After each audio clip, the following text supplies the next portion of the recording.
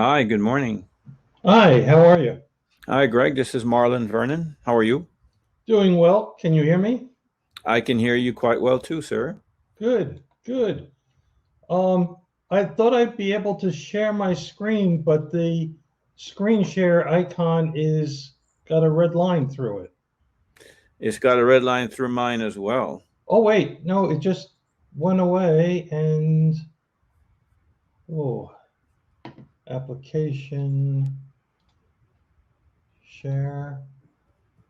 Yeah, you got to click that little thing. All right, there we go. Okay, good. So you can see the Yeah, I can slide. see your Excellent. your screen. Yes. Excellent. Okay, good. I guess I guess we're ready whenever we're ready. Yep. I'm trying to see where the students are.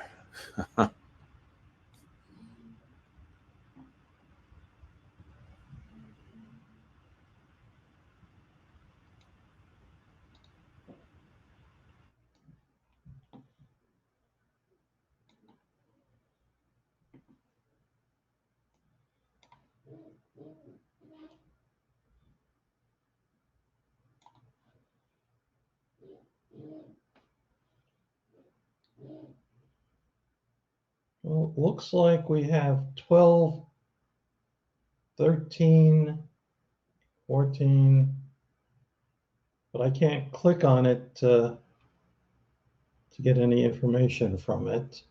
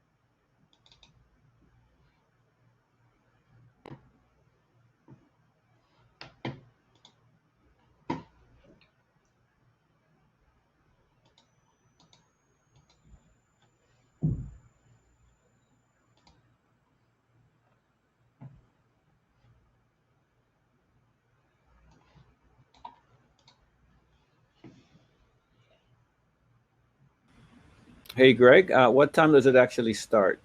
It's supposed to start now, 10:40. Mm-hmm. Because So I I don't, can't click on. I don't see any students. I don't see a way as a moderator where I can let them in.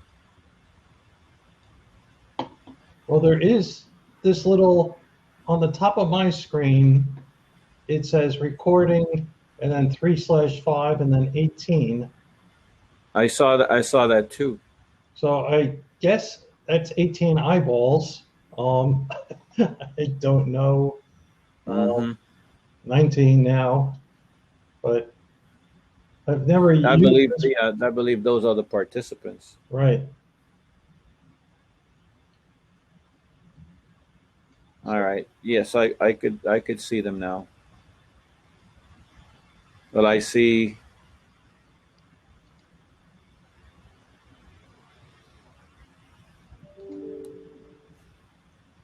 Okay. There's an icon on the right hand side that you click on the event, and so I'm going to be moderating the chat and right. Okay. everybody else. Okay. Very good. Okay. So I guess we can start then and welcome everybody. Uh, I can't see you, but hopefully that you can see me and hear me well. And this is the volume I'll be speaking at. So if you need to adjust your your speakers or anything, please do so.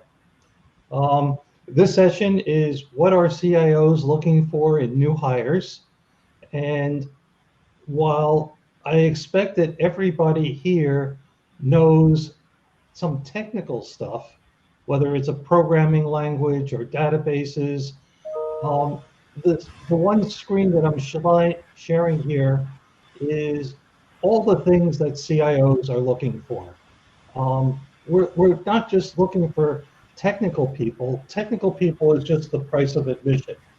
But we're expecting people that can actually communicate, that can lead, that understand business, that understand projects, that have done something to distinguish themselves from all the other students and all the other people that are applying for the job that you're looking for.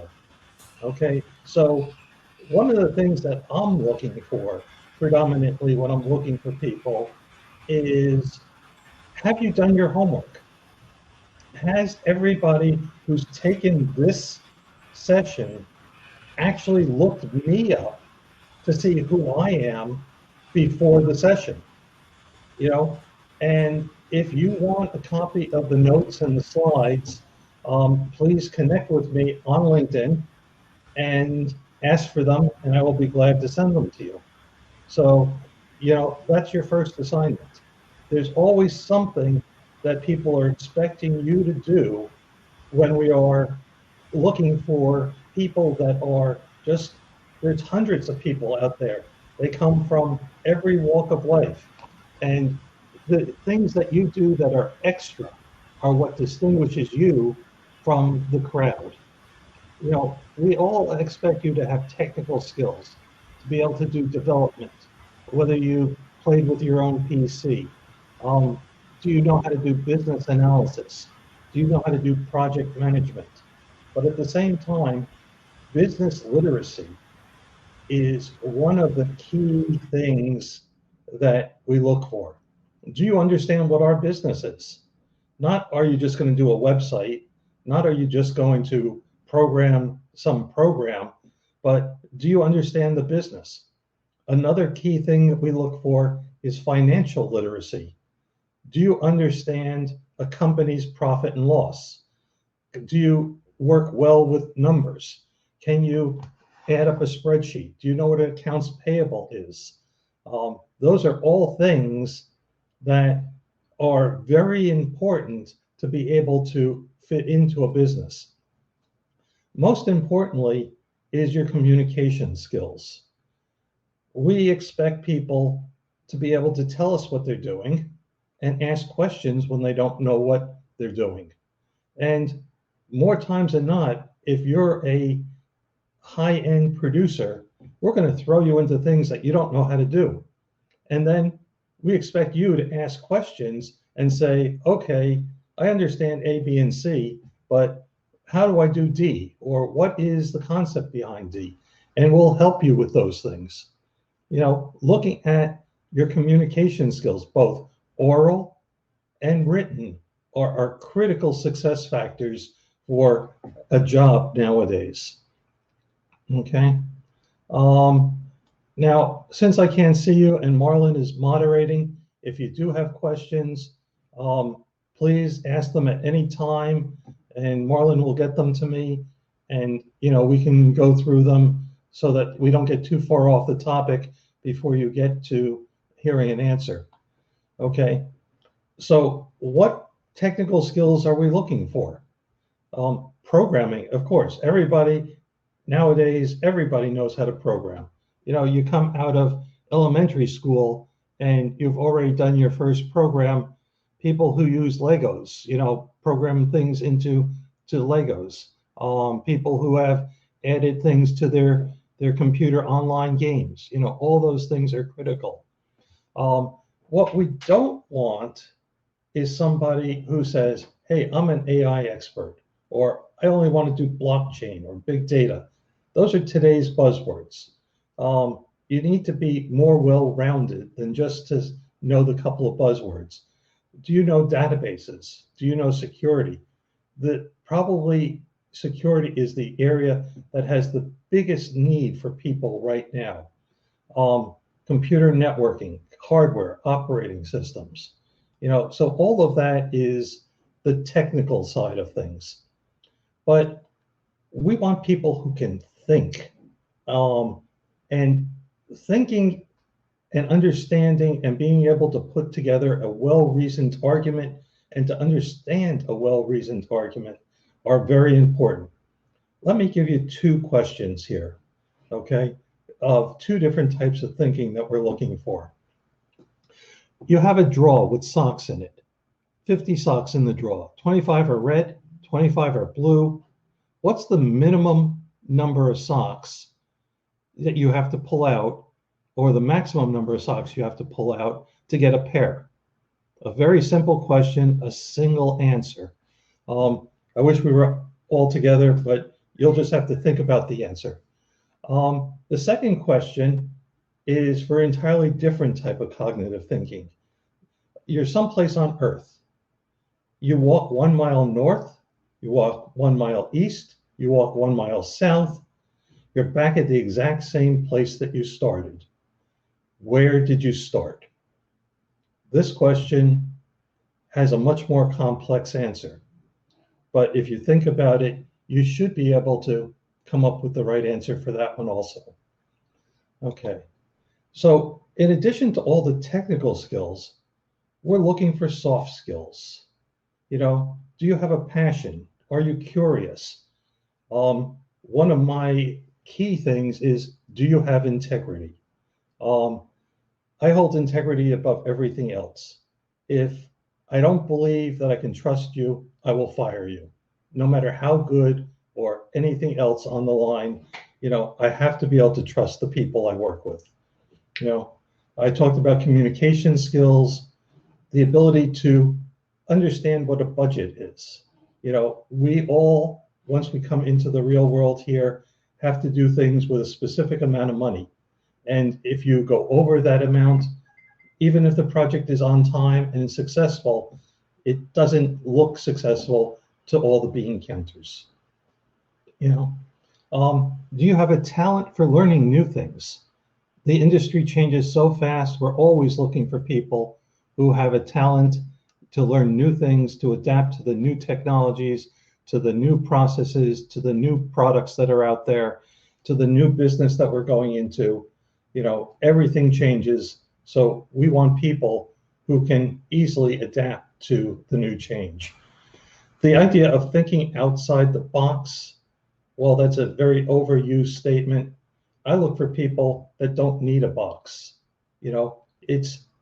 If you already need me to put a box around it for you to think outside of it, then you're not really thinking outside the box.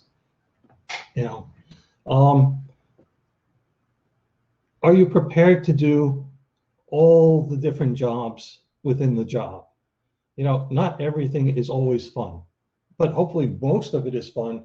But every so often we got to do something that, it's just got to get done. And hopefully you're the type of person who will stand up and say, it's got to get done, I'll do it. Are you a team player? Do you care? Are you curious? Are you a problem solver? Are you confident? Can you defend what you're working on? These are the things that we're looking for in all the soft skills that add up to the ability to get a project done. Okay. So how do you stand out? How do we find you when we're looking for somebody to hire? So everybody's got all the basics out there. So what am I looking for? Did you do an internship? Were you a volunteer for something? Did you have a summer job? Did you have a part-time job? Did you do a project on your own just to show off your skills? Are you part of a club or a school activity that enhances your likability for me as wanting to hire somebody that's well-rounded, not just going to be heads down into the code? Have you tutored somebody? That in my eyes, shows that you know how to explain things. That's a very good skill to have. You know, did you create a video? Do you have a website? Do you have a blog? You know, have you developed your own brand? You know, have you posted some code on GitHub? These are just some examples to make you stand out in my eyes that I would want to hire you. Okay. Equally important is that first contact with you. We're here on this very weird platform. It's not like Zoom, it's not like Teams, it's not like any of the other platforms I've used. Normally, you would like to see people face to face so that you can judge and look at their facial expressions. You know, are they smiling? Are they frowning? You know, are they, you know, very gesturing with their hands? You know, we don't get to see people up front and close and personal now. So we have to look at how you work on a remote site. As you can see, I have a background because I don't want you to be distracted by all the clutter that's in my office. So therefore, I put up a background that's a clean background, and it's in case somebody walks in, nobody gets distracted by anything except you and I talking to each other. You know, did you test your mic? Is your camera working properly? These things we want to see the right lighting. You know, here, I hope that today everybody sees me clearly. In my side, I look at it and I can see the background clearly and everything else, but these are things that you're going to want to check. You know, tell everybody else in your house that you're on a meeting, that they should be quiet. You can't control outside noises, so pick a place where it will be the most quiet. You know, if a fire truck goes by, oh well, you know, but you know, in most cases, we want to pick a place that you can have a conversation and you can be heard and seen clearly. Okay. So there's two parts to a job. The first part is getting the job, and the second part is keeping the job. A lot of people think that once they have a job, they've got a job. But if you don't step up and show how good you are during that honeymoon period, and in different companies, the honeymoon period can be 30 days, 60 days, 90 days, the first year. But make sure you do something that makes you stand out in a positive way. Okay? And some of that is make sure you have a good resume. Make sure you have a good LinkedIn profile. And I'll talk more about that. An elevator pitch, a cover letter, and a thank you note, okay, are all parts of what you're going to do and what you want to do. So the tip is that a lot of people write a resume and they tell their life story. A resume is just to market yourself. And you should have different variations on your resume for different companies that you go to. Highlight or put up at the top of the resume things that are of interest to the company that you're applying to. And make sure you keep track of these as you go along. Okay? Tell the story of how you will make a difference to your employer. You want to make sure that they know that you'll add value to their company and that you can be a producer for their company, not just somebody who's going to come in there and require that they spend a lot of time with you to bring you up to speed. You know, your LinkedIn profile is also something that I see a lot of people don't use properly. Your LinkedIn profile should not talk about who you are. It should be oriented for the job that you want. So in your LinkedIn profile, where you have a bunch of sections up at the top, don't tell people what you've done in the past, or that you're good at whatever it is. Talk about the things that you want, that you're a high-end agile business programmer. You're good with whatever you're good with. Put those things into your LinkedIn profile and make sure that they stand out. Look at it from your point of view and look at it from a business person who wants to hire you. Okay. And then effectively network. LinkedIn gives you the ability to link with anybody. If you link with me, you'll get access to probably over 10,000 CIOs who are in my network.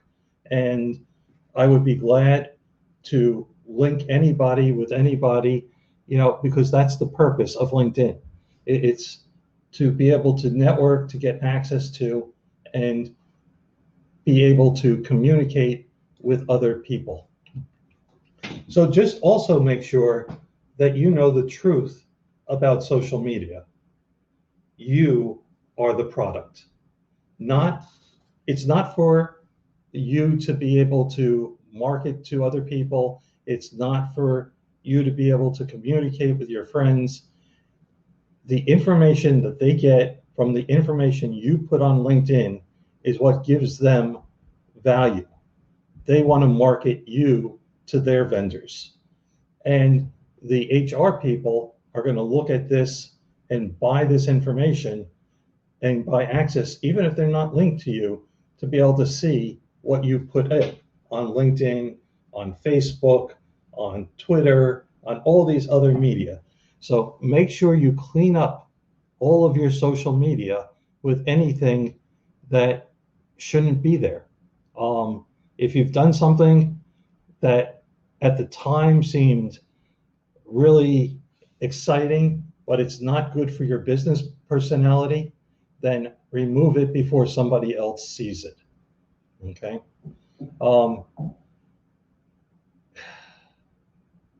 Okay. The next thing is develop a elevator pitch. And an elevator pitch is a 30 to 60-second description of who you are and what you want and why they should talk with you. So in my case, my elevator pitch is, hi, I'm Greg Taffet. I'm a CIO. So let's dissect that. You always have a chance to tell people your name and who you are. If you just go up to somebody and say, hi, you've lost that chance. You want to tell people and help them remember who you are. In this day and age, you can't always go up there and shake their hand, but you can always introduce yourself and remember to say who you are, what your name is, and hi, I'm here for the job interview. Hi, I'd like to meet you, and discuss opportunities. Hi, and explain who you are and what you're going for. And if anybody has an elevator pitch, you're ahead of the game. And if you don't, think about it. You want it to come out nice and fluid and easy, but it should be also rehearsed so you get all the parts of your elevator pitch out when you meet somebody. Okay. Good. Okay. So now you've got an interview. That's a good step forward.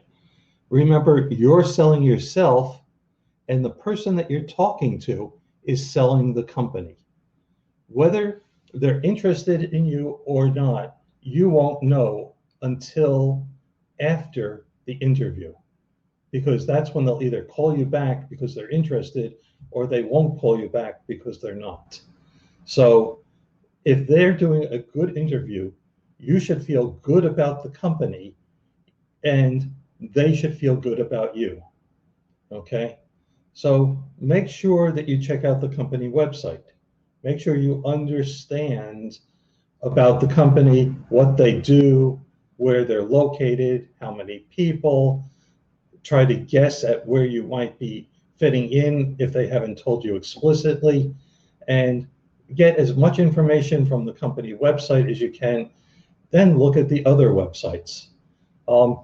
Make sure that you get fully dressed for the interview.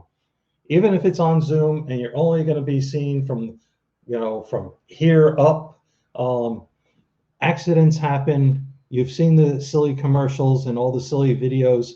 Sometimes it happens. It could happen to you. Make sure you're fully dressed.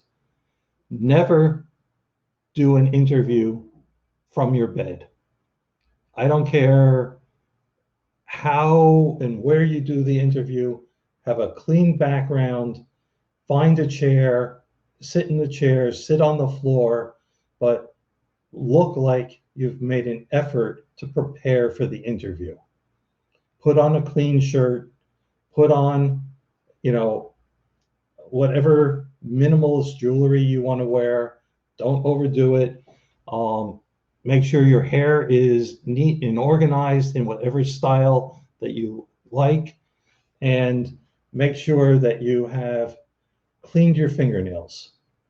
Now, that might be a over exaggeration for some things, but if you take care of the details, even if people can't see them, you know that you're prepared. So, and then also before the interview, always ask what the dress code is. You don't want to come looking in a shirt and tie if everybody there is casual.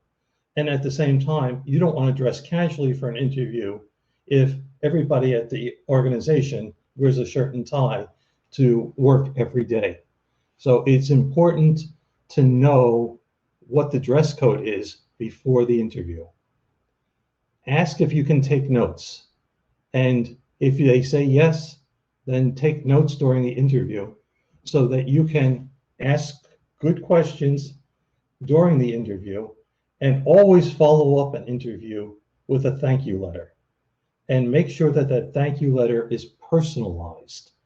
If there's 3 people that you talk to, you send 3 thank you letters, and you personalize them for each person.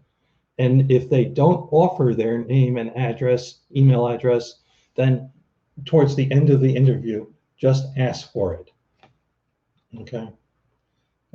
And that's the same thing when you send your resume. Always make sure you put a cover letter in with the resume. So, if you have a personal in-person interview, then you have to decide, with the way the world is right now, whether you feel comfortable shaking hands, doing a fist bump, or bumping elbows. But those are really the only 3 acceptable things. Anything else is just something that somebody on YouTube has thought up as a way to be funny, and you want to be serious when you do the interview. If you don't feel comfortable even touching somebody, then if they extend their hand to you, or elbow or whatever, then just politely say, I just don't feel comfortable, shaking hands yet. And everybody will recognize that now. But once this changes and we get this under control, knock on wood, that it happens sooner than later. If somebody does extend their hand to shake hands with you and you feel comfortable doing that, make sure you just shake their hand politely. And if you don't normally shake hands, practice doing it so that you actually are shaking their hand, not grabbing their hand, not a limp handshake. A handshake is a very personal gesture, and you want to make sure that you do it in a way that conveys confidence. Okay. Before you start out on the journey, talk with your peers and find some people that will be references for you. Not everybody requests references, but many people do actually like to check references. So while you can't use your parents or relatives, in most cases, if you've worked for them, then it's perfectly okay. If you have worked for other people, then you get them and ask them if they would be a reference for you. Okay, good. If you call people, the worst thing that I ever get is a message that says, "Hey, I called." That's a waste of time, and it doesn't show people being prepared. If you do call somebody and get their voicemail, leave a full message. Tell them your name. Tell them who you are. Tell them why you called, and leave a message with your telephone number for them to be able to call back. Or if you're going to call them back again, tell them when you're going to call back again. This way, you don't have to play telephone tag 5 times just to figure out when you can have a call. And if you do start playing telephone tag with somebody, ask them to leave you a message with when they're available, or you tell them when you're available for a callback, so that you can cut down on the number of times that you are playing telephone tag. Okay. That's about it. I hope this was informative. I don't know if anybody has questions or everybody has fallen asleep, but you know, if there are any questions, you can ask them now. Hopefully Marlon will see them, or if you contact me on LinkedIn later on, I will be glad to answer them also. Hey, Greg, thanks a lot for sharing. That's a lot of great information about all these soft skills that, you know, these students need to acquire and start developing, especially at this age. There's one question that somebody typed in here. I'm going to read it for you. Jaden said, does having certifications make someone stand out when you see their resumes? For example, if they have a CCNA certification. I think it does for some of the certifications. A CCNA is definitely one of the better ones if you're looking for a networking or a job where the company, you know, is using, you know, the right type of hardware. But in general, I have found that there are 2 types of people: the people who actually understand things and the people who have certifications. A lot of people spend way too much time getting certifications and they don't really even understand what they're doing. If you can actually answer questions and feel confident after the CCNA that you really understand the hardware and the way it works, then yes, putting it down is a good thing. If you have breezed through it and you've forgotten everything, I would not even list it anymore. I got you. Yeah. I myself, I'm a technology teacher and do stress the importance of certifications, especially in the IT industry. And a lot of the students here in this meeting, in a Miami-Dade County Public School, they have lots of opportunities to earn certifications, probably with some of them starting in 9th grade. Wow, you know, that's excellent. You and I have never had that opportunity, but you know, for example, last year, there was a student in my class that when he finished high school, he had 12 industry certifications, just amazing. And some experience with internships as well. So yeah, I know you touched on that about how important that is. Yeah, a certification and then an internship with that area of specialization, that's a 1-2 punch. That's excellent because it shows that you started off on the academic side and you actually applied it. And the application in the internship gives you a step up because now you've actually proved that you really know what you're doing. And Yes, yes. that's a very good way to do things. So, guys, we still have time in the session for more questions. Here's another one, Mr. Taffet. This is from Jonathan. Jonathan asks, how much do you value education experience versus industry certification? I have such found such as college versus prior work.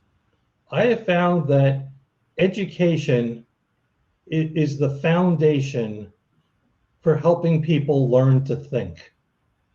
And I have found that people who have a good education normally are able to think through problems better. And in general, maybe it's just the people that I've hired.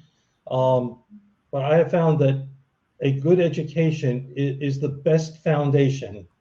And then building on top of that, then you go into industry and you're much more successful. So I am a prime believer in education as a starting point. Excellent. Let me go to the chat, see if we have any more questions.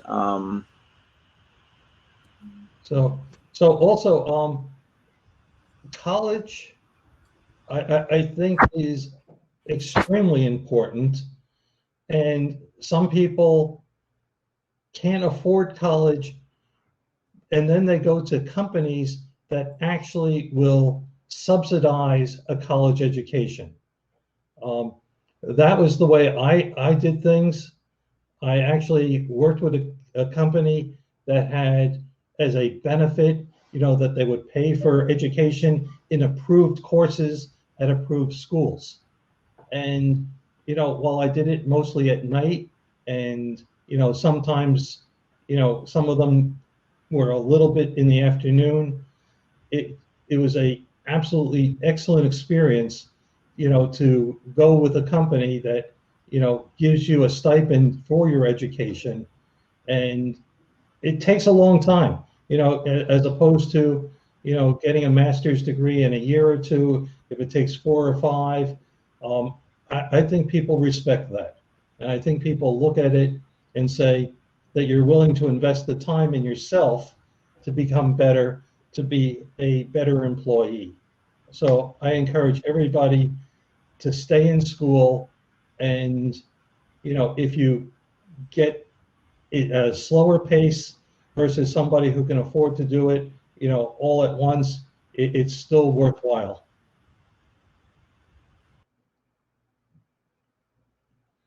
Okay.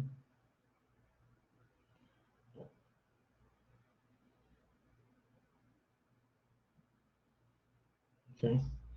Anything else? So everybody here hopefully has their first draft of their resume written. Think about your elevator pitch. Think about all of the, people that you can talk with to get some guidance. And, it's a pleasure working with you all here. And, if there's no other questions.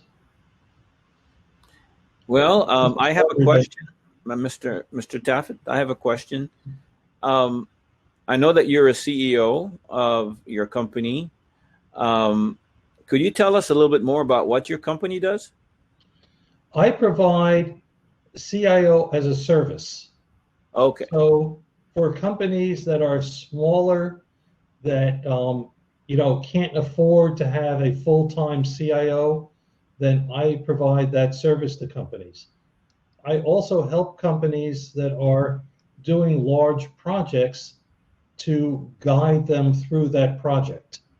So if you're a company that was small and are growing and you need advice about, what software systems to use or how to go to the cloud or how to implement the digital transformation. See, I said that word now. I was trying to avoid that the whole time. And, because I have found that the computer industry is very cyclical. What we say is the best skills to have today are just based on the technology that's in the forefront today. Tomorrow we'll go back and do the exact opposite because somebody will have a breakthrough in technology that brings us back in the other direction. We have the cloud now, that everybody is going towards, but many years ago, we just called that time sharing, and before that time sharing, we had just mainframes and everybody shared those. So, now we have a new iteration of the way things are working, and it'll change again. Just give it a few more weeks, and we'll see what happens next. All right, we got one last question in the chat, and again, it revolves around certification. Jaden asked the question: what are some good certifications for the computer industry that you think somebody would need for a job? Okay, well, in my mind, there's three specific segments of the computer industry right now. There's the hardware and networking side of things, where things like a CCNA would be a very nice certification. There's security, and there's a couple of security certifications that are out there that are very, very good.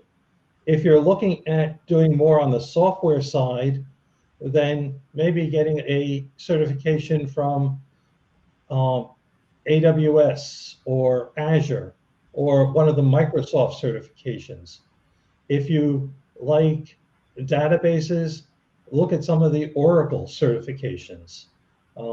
It all depends on what area you're looking and where your area of interest resides. If that person could, say where their interest is, maybe I could be a little bit more specific. Okay. But, I think there's such a variety of areas for people to specialize in right now. Like on this chart here, there's Agile at the top. There's a lot of different Agile certifications that you can get if doing Agile development is of interest. At the other end, project management, there's the whole project management set of certifications that you can get if you're more interested in managing projects and working with projects than, the detailed technical stuff. The Microsoft, the Oracle, the Citrix, all the other certifications for specific software are all useful if that's the area that you want to go into. Gotcha. Well, thank you very much, Mr. Taffet. I'm pretty sure from the comments I've been seeing, everybody says thank you in the chat for taking the time out of your busy schedule to share this valuable information with our students. I appreciate their time also. Thank them for all attending. So awesome. So students, you guys can leave and get ready for your next session B, okay? So you guys have a great day. Thank you, Greg. Have a great day. Take care, everybody. Bye now. All righty. Bye-bye.